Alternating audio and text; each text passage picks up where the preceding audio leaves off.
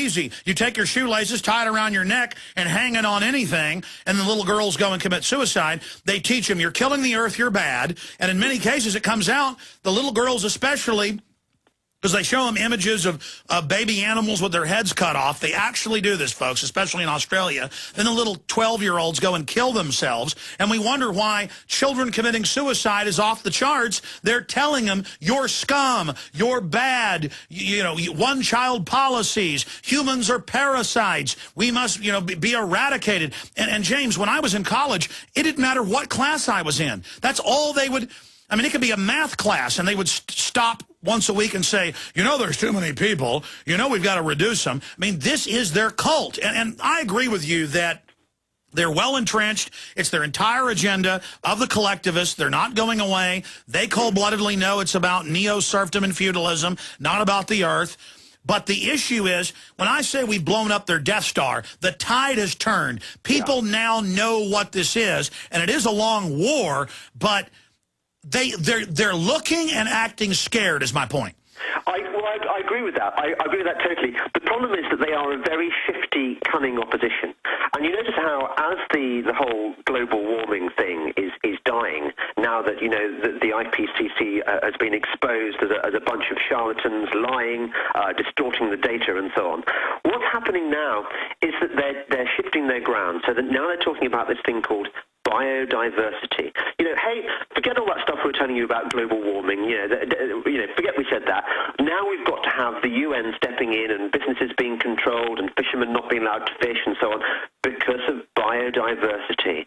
You know, in England the other day we had this extraordinary story about something like $250,000 being spent to build this bridge over a road so that dormice could climb over from one side of the road to the other. You know, $250,000 spent on dormice that probably aren't even going to use this bridge.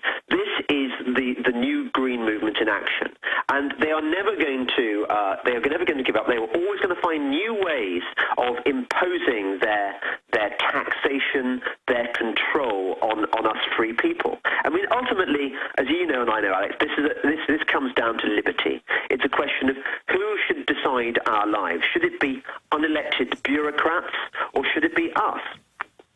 Well, that's what this is really about, is social engineering, and they are the saviors of the earth. And you see the entire economy in Europe, England, the United States, the entire Western world, where you can only get scholarships to be one of these environmental engineers or assessors. So they're changing the entire infrastructure where only when the new priesthood gives the nod can you build a shed or a house, what type of architecture you can have.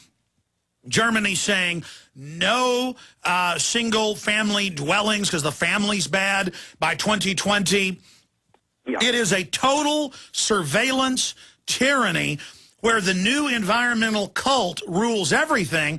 But then separately, whenever the select global corporations that are globalists are involved, they're given waivers for everything.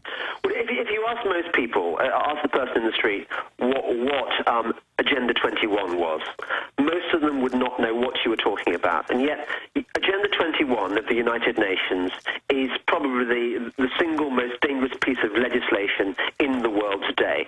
Because what it does is it gives the United Nations, all these bureaucrats over whom we have no control, it gives them the right to decide how we live our lives, how we heat our homes, how much tax we pay, how much we pay for our energy bills. And, of course, one of the horrors about Agenda 21 is it has been able to filter down through even to sort of local town councils. You know, they're all signing up to this deal where, yes, we too will commit our local population, whether they like it or not, to reducing their carbon emissions and you know the way that they with the cars they drive, how much we tax their cars, you know, for parking and things. Well, that's what Schwarzenegger said at the end of the Copenhagen meeting. As you know, he said, we're going to go back and get the governors and the cities, and we're going to do it. And Austin, just 2 months ago, passed a $2.6 billion tax over the next 3 years on gas and electricity. And so, again, it never has anything to do with even the environmental crisis.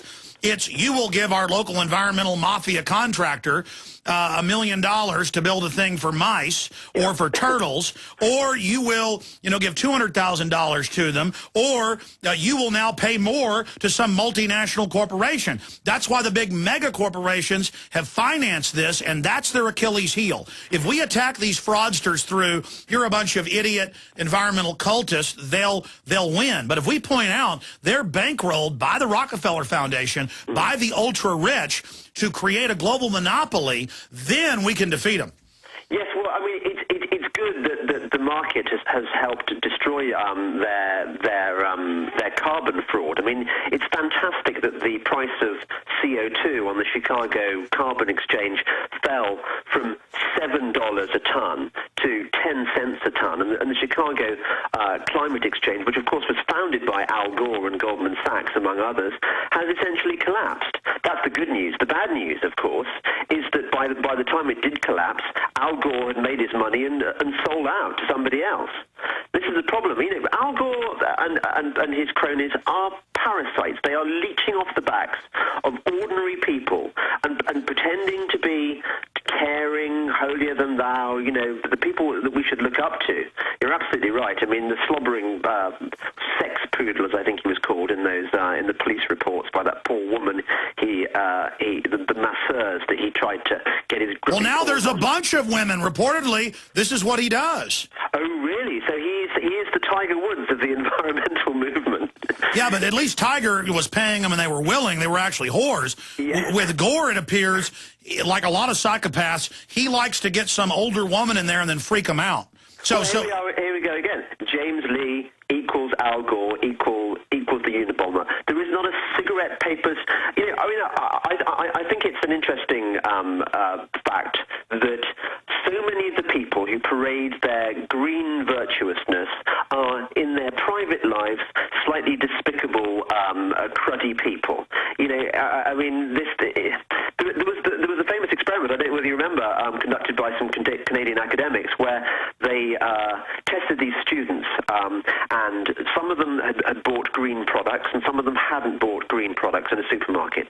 And the ones that had bought green products were more likely to lie and cheat and steal than the ones who hadn't bought the green products, because the green products gave them a sense of virtuousness. They were 6 times more likely to steal, and if I remember, it was all over the Canadian papers a few months ago, that these were actually greenies that did the study. They thought it was going to show the opposite, to morally make everyone look bad and say, see, greenies are more moral, but the truth is they're a bunch of knuckle-dragging control freaks. Yes, exactly. It was very, very satisfying. I mean, one thing we have got, Alex, the facts are on our side. The world, Malthus was proved wrong, Paul Ehrlich was proved wrong. The Green Revolution in the 1970s meant that Paul Ehrlich's predictions that mankind was doomed due to overpopulation, it didn't come true. Yeah, he said by 2000. He said from an John P. Holdren,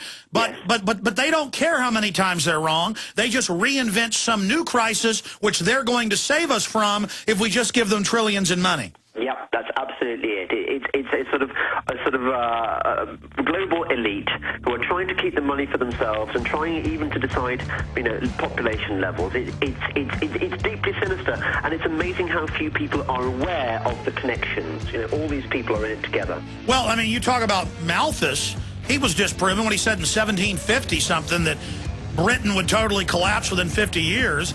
Total opposite. He said the Earth can only sustain a few more million people. Stay with us. Attention to all U.S.